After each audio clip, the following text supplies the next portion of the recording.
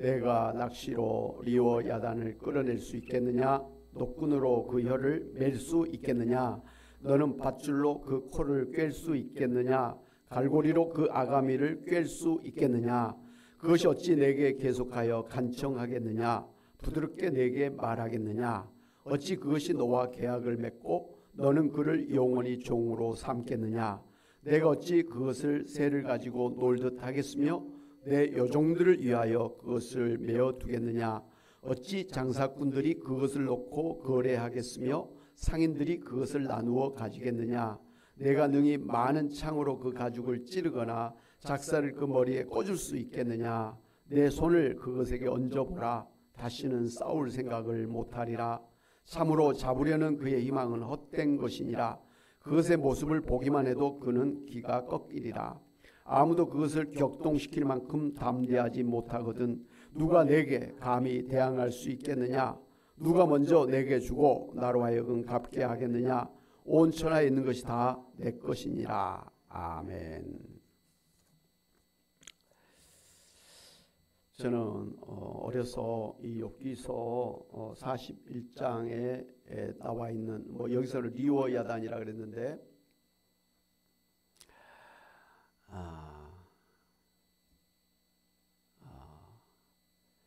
화면이 막 떨리네요. 잠깐만 한번 손을 봐야 될 것 같아요.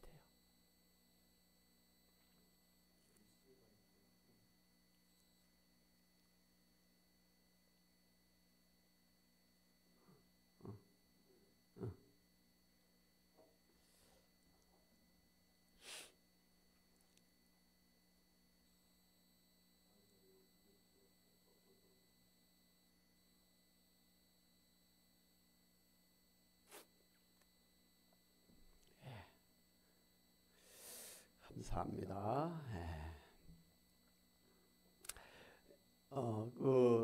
욥기서 41장의 1절부터 마지막 절까지 리워 야단이라고 하는 그 소위 악어 이야기를 하나님께서 장황하게 이렇게 묘사하고 있는 게 좀 신기했어요. 왜 하필이면 악어를 이렇게 자세하게 한 장 전체에 걸쳐서 이렇게 설명을 하고 계실까? 도대체 악어가 뭐길래 그런 좀 의문점을 가지고 이렇게 신기하게 생각을 했었습니다. 쓸데없이 무슨 악어 이야기인가 뭐 이런 생각이죠. 그런데 이 하나님께서 욥에게 나타나셔가지고 이제 쭉 들나귀 또 말, 독수리, 타조 이런 여러 가지 짐승들을 쭉 이야기하시고 그 전에는 또 하마의 그 큰 힘에 대해서 이렇게 말씀을 하시면서 이제 오늘 한마디로 결정적으로 마지막으로 이제 악어에 대해서 이렇게 장황하게 설명을 하신 것을 보면서 하나님께서 왜 이렇게 자연 만물을 창조하신 것에 대해서 그리고 하늘의 별과 달 그리고 바다의 그 파도를 이렇게 통제하고 계시는 하나님 그리고 이 모든 그런 야생 동물이랄지 험악한 동물들 이런 막강한 힘을 가진 그러한 동물들 이야기를 쭉 나열하신 이유가 뭘까? 마지막에 이 악어를 이렇게 상세하게 설명하신 이유가 뭘까? 거기에 대해서 이제 궁금했었는데 이 욥이 당시에 갑자기 그렇게 병이 생기고 죽을 것 같고 자식들이 다 잘못되고 재산이 다 날아가고 사람들에게 따돌림을 당하고 비난받고 손가락질을 받는 그런 형편에 처했었잖아요. 그러면서 욥이 왜 하나님께서 그동안 내가 하나님을 잘 믿고 또 어떻게 보면 선행을 베풀고 어떻게 보면 그 정의롭게 그렇게 바르게 살았는데 어떻게 하나님이 나에게 이런 환난과 고난을 주시는가? 난 이해할 수가 없다. 그러면서 하나님의 하시는 그 처사에 대해서 하나님의 그 공의로움에 대해서 의심을 하고 부정하는 그런 원망하는 그런 마음을 가지고 있었습니다. 그런 욥에게 하나님께서 나타나셔서 이런 자연 만물에 대해서 그리고 창조하시고 통제하시는, 그리고 이런 많은 이런 동물들 그 힘과 그 무서움, 그리고 그 동물들의 지혜, 뭐 빠름, 용맹스러움, 이런 것들을 이야기하시면서 이 모든 걸 창조하신 분이 하나님이시다. 그 빠르고 그 무서운 힘을 가진 그런 동물들, 이 파도가 치는 것도 하나님께서 경계를 정해가지고 이 마을까지 확 들어오지 못하도록 이렇게 막아주신 그런 모든 것은 하나님께서 이 모든 것을 갖다가 창조하시고 통제하시는 하나님이시다. 이런 것을 이제 욥에게 깨닫게 하시고자 하신 말씀들이었습니다. 이 말씀을 통해서 하나님은 욥에게 이 모든 걸 창조하시고 통제하신 하나님이 욥의 너의 인생도 창조하셨고 그동안도 이렇게 너가 잘 먹고 살게 하신 것도 하나님의 은혜요. 또 너가 이런 어려움을 당했다, 뭐 죽을 것 같다 이렇게 하지만 너의 모든 생사복을 주관하고 있는 분이 바로 하나님이시다. 하나님이 하시는 일이다. 그것을 이 욥이 깨닫게 하고자 하시기 위해서 이런 말씀들을 해 주셨다라는 것입니다. 이 욥기서 40장 1절에서 14절, 지난 욥기서 40장 1절부터 14절 보면 하나님께서 욥을 트집 잡는 자라고, 그리고 전능하신 하나님과 다투는 자라고, 그리고 하나님을 탓하는 자라고, 하나님의 공의를 부인하는 자라고, 자신의 의를 세우려고 하나님을 악하다고 비난하는 자라고, 하나님에게 분노를 터뜨리는 자라고, 교만한 자라고 책망하신 것을 볼 수가 있습니다. 그러면서 욥에게 내가 하나님처럼 자연 만물을 창조하고 다스리는 능력이 있느냐? 하나님 같은 그런 위엄과 존귀와 영광과 영화가 내게 있느냐? 세상의 교만한 자들과 불의한 자들과 악한 자들을 물리치고 세상을 정의롭게 만들 수가 있느냐? 무엇보다도 내 스스로를 구원할 수 있느냐라고 이렇게 물으시면서 욥이 한낱 미약한 창조물에 불과한 죄인임을 깨닫게 해 주셨습니다. 한낱 피조물에 불과한, 그리고 죄인에 불과한 욥이 감히 자신을 창조하시고 지금까지 먹고 마시고 입을 것을 주셔서 살게 하시고 인생의 생사복과 이 역사의 흥망성쇠를 주관하고 계시는 하나님의 절대 주권과 하나님의 위엄과 공의를 부정하면서 오히려 자신의 의로움을 주장하고 있는 욥에게 욥아, 그것이 바로 교만죄다라는 것을 알고 회개하라는 것입니다. 이런 뜻으로 하나님께서 욥에게 여러 가지로 하나님의 절대 주권을 말씀해 주셨음에도 불구하고 계속해서 여전히 자신의 의를 주장하면서 하나님의 공의를 부정하는 욥에게 이제 마지막으로 다시 한번 악어의 특성에 대해서 자세히 말씀해 주심으로 욥이 자기의 교만죄를 깨닫고 회개하기를 바라셨던 것입니다. 이 하나님께서 이 악어에 대해서 자세하게 말씀을 해주셨는데, 이 악어는 일단 가죽이 아주 튼튼하죠. 창을 찔러도 칼로 찔러도 들어갈 수 없는 그런 아주 튼튼한 그런 악어 가죽이라는 거죠. 아가미와 그리고 이중에 날카로운 이런 이빨들을 갖다가 세밀히 묘사해 주시면서 악어가 이 아주 흉측하게 보이고 아주 무서운 놈이라는 것을 그렇게 가르쳐 주신 것입니다. 하나님께서 이렇게 험상궂은 이 악어의 가죽을 누가 벗길 수가 있고, 누가 이 아가미 사이로 얼굴을 넣어서 누가 악어의 턱을 벌리고 60여 개가 되는 예리한 이빨을 볼 수 있겠느냐고 그렇게 욥에게 질문하심으로써 악어에게 도무지 가까이 할 수 없는 두려움을 불러일으키는 존재라는 것을 말씀을 해 주셨습니다. 이 악어는 이렇게 험악할 뿐만 아니라 이 악어 이 비늘은 바람조차 통과할 수 없는 아주 완벽함을 그렇게 갖춘 그런 가죽입니다. 그러면서 이 악어를 창조하신 하나님의 아주 세밀하신 그런 능력을 그렇게 보여주신 것입니다. 또한 이 악어의 몸은 외부의 어떤 힘으로도 움직일 수가 없고 한번 자리에 누워 있으면 이 하수가 창이라 해도 넘쳐도 두려워하지 않는 하마처럼 전혀 요동하지 않고 맷돌처럼 전혀 움직이지 않는 아주 담대한 그런 용맹스러운 그런 것을 가지고 있다라는 것이죠. 뭐 무서운 게 없는 거예요. 올려 모아라, 덤비려면 덤벼라, 뭐 그런 아주 마음을 가지고 있는 악어를 묘사해 주셨습니다. 인간의 가장 무서운 창을 보고도 웃어버릴 수 있는 악어는 하나님이 지으신 동물 중에 가장 교만한 동물이라는 것입니다. 왜? 생긴 것부터 무섭게 생겼고 그 온몸이 머리에서부터 발까지 그냥 그 창으로도 찌를 수가 없는, 어떤 동물도 함부로 그걸 물을 수가 없는, 사람조차도 함부로 창으로 찌를 수 없는, 만질 수가 없는, 포획하기 어려운 그러한 존재이기 때문에 무서울 것이 없다라는 것이죠. 그래서 자기 잘난 맛으로 사는 아주 대표적인 동물로 이 악어를 하나님께서 묘사를 하고 계시다는 것이죠. 무서울 것이 없는, 자기 잘난 체하고 상대적으로 다른 사람이나 다른 것들을 갖다가 아주 비웃는, 무시하는 이런 태도가 바로 교만 아닙니까? 교만은 글자 그대로 자기 잘난 체하고 다른 사람을 업신여기는 그런 태도를 말합니다.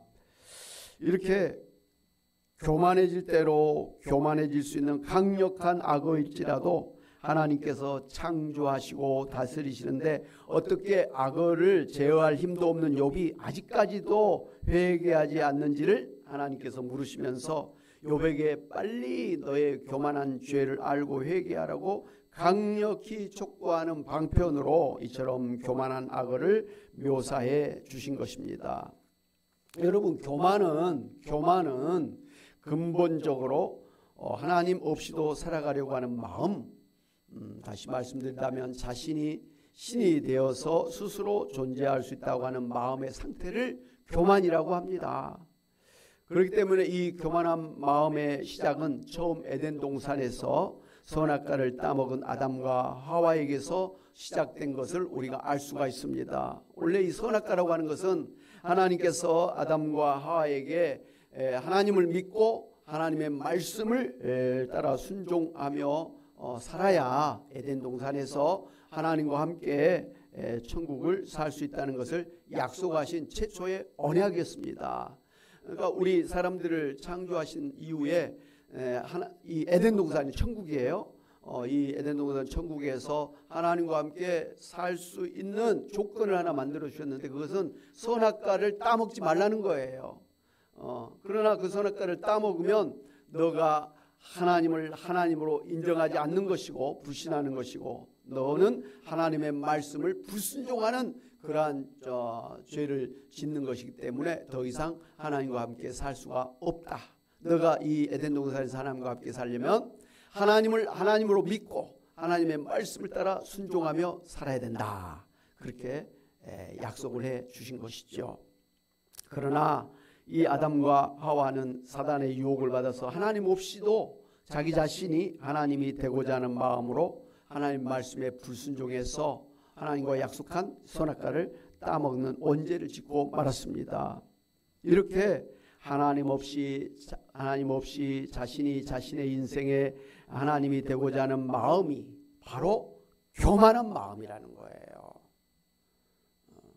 우리가 원죄라고 했는데 그 원죄의 특성이 뭐냐? 교만죄예요.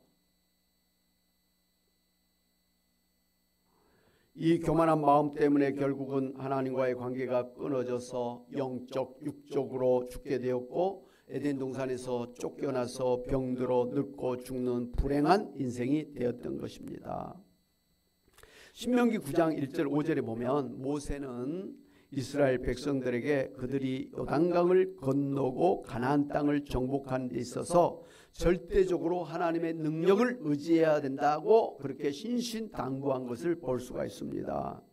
왜냐하면 이스라엘 백성이 들어갈 가나안 땅은 거대한 성읍들, 여러분이 잘 알고 있는 그런 여리고성 같은 거 막 이중 그런 성벽이잖아요. 그런 성읍들이 있고 거기에 또 아주 강력한 무서운 7 족속들이 차지하고 있었기 때문에 그 이스라엘 사람들의 힘만으로는, 이스라엘 사람들은 제대로 뭐 무기도 없었죠. 제대로 훈련도 받지 않은 군인들이었죠. 거기다가 200만 명이 넘는 할머니, 할아버지, 어린애들, 동물들까지 그냥 전체적으로 끌고 지금 다니고 있지 않습니까? 그런 사람들이 그 자기들의 힘만 가지고는 절대로 가나안의 7 족속과의 전쟁에서 이길 수가 없는 것이었습니다. 그렇기 때문에 이들이 가나안을 들어가서 적을 물리치고 가나안에 정착하기 위해서는 절대적으로 하나님의 힘을 의지하지 않으면 안 되었던 것입니다. 그러나 이스라엘 민족이 자신의 힘으로 가나안을 정복할 수 있다고 믿고서 교만한 마음을 가지고 하나님의 도우심을 의지하지 않는다고 한다면 반드시 정령 이 가나안 전쟁에 실패하고 나라는 멸망하고 말 것입니다. 그래서 잠언서 16장 18절에 이렇게 말씀하셨죠. 같이 한번 볼까요? 시작. 교만은 패망의 선봉이요 거만한 마음은 넘어짐의 앞잡이니라. 이 교만은 사람들과 사람들 사이에서도 교만이 제일 안 좋은 것이잖아요. 잘난 체 하는 거, 다른 사람 무시하는 거 말이죠. 이거 굉장히 사람들 사이에 싫어하는 거예요. 아주 사회생활 제로로 사는 사람들이 교만한, 거만한, 자만한 그런 사람들이죠. 그런데 이 교만은 단순히 사람과 사람 사이에 그런 것뿐이 아니라 하나님과 우리 사이에서도 아주 중요한 우리 인생의 성패를 좌우하는 결정적인 게 바로 교만죄라는 것을 성경은 이야기를 하고 있는 것이죠. 계속해서 신명기 9장 4절 5절에 보면 모세는 이스라엘 백성들에게 그들이 가나안 땅을 차지하는 이유가 그들의 공의로움 때문이 아니라고 하면서 이렇게 말했죠. 내가 심중에 이르기를 내 공의로움으로 말미암아 여호와께서 나를 이 땅으로 인도하여 들여서 그것을 차지하게 하셨다 하지 말라고 경계를 했습니다. 한마디로 이스라엘 백성들이 가나안 땅의 7 족속을 물리치고 가나안 땅에 들어가서 나라를 세울 수 있게 된다고 한다면 그것은 너의 의로움이나 너의 공의로움으로 너의 어떤 자격이나 능력으로 된 것이 아니라 라는 것을 분명히 알아라는 것이죠. 혹이라도 내가 잘나서 내가 공의롭기 때문에 이 가나안의 7 족속을 심판했다라고 생각하지 말라는 거예요. 교만하지 말라는 거예요. 이스라엘 백성들이 가나안 7 족속보다 더 의롭고 공의로워서 잘나서 그런 게 아니에요. 하나님께서 선택을 해서 이스라엘 백성들을 갖다가 하나님의 백성으로 삼아 주셨기 때문이지 이스라엘 백성들이 결코 가나안의 7 족속보다 더 잘난 게 없었습니다. 어떻게 보면 가나안 7 족속을 갖다가 공격해서 그들을 갖다가 내쫓는 그런 침략자에 불과한 거잖아요. 똑같은 나쁜 사람들이에요. 그럼에도 불구하고 그런 이스라엘 민족일지라도 하나님께서 선택하셨다. 그리고 가나안 땅에 들어가게 하셨다. 7 족속을 심판해서 물리치게 하셨다라는 것은 하나님께서 하시는 일이라는 거죠. 너희들의 어떤 공의로움이나 너희들이 저 7 족속보다 더 의롭기 때문이 아니다. 너네가 저 7 족속을 심판할 만한 그런 어떤 자격이 있기 때문이 아니라는 거예요. 교만하지 말라는 거예요. 착각하지 말라는 거예요. 하나님께서 이스라엘을 선택하셔서 가나안 땅으로 들어가게 하신 것은 전적인 하나님의 이런 주권과 하나님의 은혜 때문이라는 것을 알아라는 것이죠. 그러나 자기들의 의로움과 힘으로 하나님의 선민이 되었다고, 그래서 가나안 땅을 차지하게 되었다고 생각하는 것이 바로 교만죄라는 것이죠. 이스라엘 백성들은 불행하게도 그런 교만죄를 처음부터 지으면서 지금까지도 그 교만죄에 빠져 있는 것을 우리가 볼 수가 있습니다. 그죠? 자기들만 잘났고 팔레스타인이랄지 뭐 이런 주변에 뭐 이란, 이라크 뭐 이런 아랍 사람들을 다 무시하고 조금이라도 자기들 건들면 그냥 여지없이 그냥 뭐 10배로 갚아준다고 그렇게 하면서 하고 지금도 전쟁 중에 있잖아요. 아주 교만해 극치를 달리고 있는 사람들이 바로 이스라엘 사람들인 것을 볼 수가 있습니다. 교만은 하나님의 이런 은혜를 과소평가하게 하고 우리를 위해서 예비해 주신 하나님의 축복에서 멀어지게 하는 것입니다. 이스라엘 백성들이 교만하게 행한다고 한다면 그들이 누려야 될 가나안의 풍요로움과 안식은 사라질 것이라고 그렇게 경고를 했던 것이죠. 그런데 그 경고대로 이스라엘 백성들은 조금 뭐 좀 잘 되고 그러니까 교만에 빠져가지고 하나님도 잊어버리고 우상을 섬겼습니다. 그리고 주변 나라들을 막 전쟁하면서 그러다 결국은 다 망했잖아요. AD 70년에 나라가 완전히 망해가지고 이스라엘 백성들이 그 땅에 살지 못해가지고 다 흩어져서 유럽이랄지 미국이랄지 아시아에 다 흩어져서 그렇게 살았지 않습니까? 1948년 될 때까지 그렇게 살다가 지금의 이스라엘을 재건하게 되었죠. 그 모든 이유가 교만죄 때문이라는 것이죠. 그런데 지금도 보면 교만죄를 범하고 있는 이스라엘 백성들이 참 안타까울 뿐이죠. 그렇게 해가지고는 하나님께서 예비하신 복을 누릴 수가 없는 것입니다. 망하는 그런 길로 들어가는 것입니다. 천국은커녕 지옥에 가는 길을 가고 있는 것입니다. 사도 바울은 고린도전서 4장 6절 8절에서 고린도 교회 성도들에게 교만하지 말라고 명령을 하면서 이렇게 말씀하였습니다. 같이 한번 보겠습니다. 시작. 누가 너를 남달리 구별하였느냐? 내게 있는 것 중에 받지 아니한 것이 무엇이냐? 내가 받았은즉 어찌하여 받지 아니한 것 같이 자랑하느냐고 하면서 책망을 했습니다. 그 고린도 교인들이 이 사도 바울뿐만 아니라 하나님의 종들을 막 잘났느니 못났느니 뭐 잘하니 못나니 막 계속 비난하고 막 쫓아내려고 하고 뭐 그렇게 하니까 이 사도 바울이 도대체 너네들이 잘난 게 뭐 있느냐? 너희들이 원래 이방인이었지 않느냐? 너희들이 우상을 섬기는 이방이었지 않느냐? 그러나 하나님께서 하나님의 사도들을 보내가지고 여기에 교회를 세워서 너희들을 구원시켜서 하나님의 자녀가 되고 천국의 백성이 되는 그런 은혜를 주셨지 않느냐? 하나님께서 너희를 은혜를 주셔서 너희가 지금 예수 믿고 이렇게 교회 다니고 있는데 너희가 무슨 처음부터 의로운 사람인 것처럼 무슨 뭐 잘난 거 있는 것처럼 그렇게 교만죄를 떠느냐? 교만하지 말라! 이렇게 명령했던 것이죠. 마찬가지로 오늘 우리는 우리가 가진 모든 것이 하나님의 은혜로 이루어진 것임을 인정하고 교만한 마음을 버리고 오직 나의 모든 것이 다 하나님의 은혜로 된 것이라고 고백했던 사도 바울처럼 하나님의 은혜에 감사하면서 항상 겸손하게 하나님 말씀에 순종해야 될 줄로 믿습니다.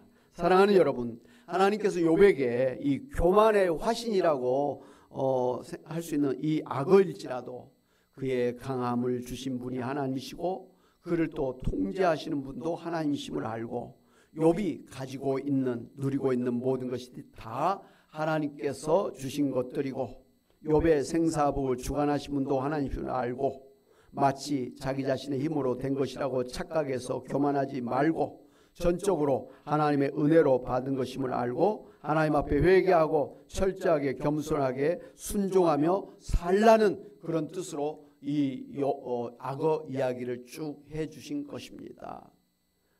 다행히 이제 욥기서 42장 마지막에 가면 이 악어 이야기를 끝으로 욥이 회개를 합니다. 자기가 얼마나 그동안 자기의 의로움을, 자기의 선행을, 자기의 지혜를 그렇게 자랑하면서 살았는지, 결코 의롭거나 선하거나 결코 하나님 앞에 그런 잘난 것이 하나도 없는 사람임에도 불구하고 하나님이 주신 그것을 가지고 자기가 잘난 것처럼 하면서 하나님을 갖다가 부정하고 하나님을 탓하고 그랬으니 그것이 얼마나 심각한 교만죄냐라는 것을 이제 욥이 깨닫고 회개합니다. 예. 그랬더니 하나님께서 그 욥을 갑절로 축복해 주셨던 거 아닙니까? 할렐루야. 그러니까 하나님이 쭉 이렇게 장대하게 이런 이야기를 쭉 하신 것은 결국은 교만을 깨닫고 회개하라는 것이었음을 알 수가 있어요. 제가 어려서 왜 욥기서 41장에 악어 이야기를 별로 잘생기지도 않은 악어 이야기를 이렇게 세밀하게 말씀하셨는가 이해를 못했는데 나중에 보니까 교만을 이 악어가 잘났잖아요. 이렇게 그러니까 교만의 덩어리라는 것이죠. 근데 그런 잘난 악어조차도 하나님이 그렇게 잘나게 해주셨고 하나님이 또 그런 악어도 함부로 막 사람을 물지 않도록 이 마을에 들어와 가지고 애들을 물지 않도록 다 이렇게 경계를 이렇게 제한해 놓으셨다라는 것이죠. 하나님께서 그렇게 창조하시고 하나님께서 그것을 통제하신다. 그와 마찬가지로 욥아 너를 이렇게 창조한 분도 하나님이고 너가 이렇게 저렇게 살게 하신 분도 하나님이신 걸 알고 너 스스로 잘나서 지금까지 이렇게 잘 먹고 잘 산 거라고 생각하고 교만하지 말라는 것이죠. 너가 지금 교만죄에 빠져 있다. 회개하라. 이런 뜻으로 쭉 말씀하시는데 하나님의 그 말씀이 이제 성공하신 것이죠. 결국은 욥이 자신의 교만을 깨닫고 회개하고 다시는 교만하지 않고 나의 모든 것이 다 하나님의 은혜로 된 줄 알고 하나님 앞에 감사하면서 겸손하게 하나님을 섬기며 살겠습니다. 그동안 내 잘난 것 때문에 좀 옆에 좀 못난 사람들 좀 무시하고 비난하고 그랬는데 절대로 그렇게 교만을 떨지 않고 겸손하게 살겠습니다. 이렇게 인생이 확 바뀐 것을 볼 수가 있습니다. 할렐루야. 사랑하는 여러분,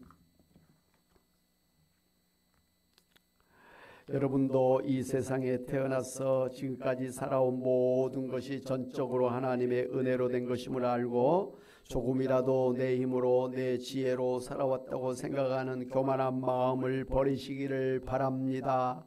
신신당부드립니다. 제가 이렇게 신앙생활 해보고 목회를 하다 보니까 제일 안 좋은 게 교만한 거예요. 제일 안 좋은 게 교만한 거예요.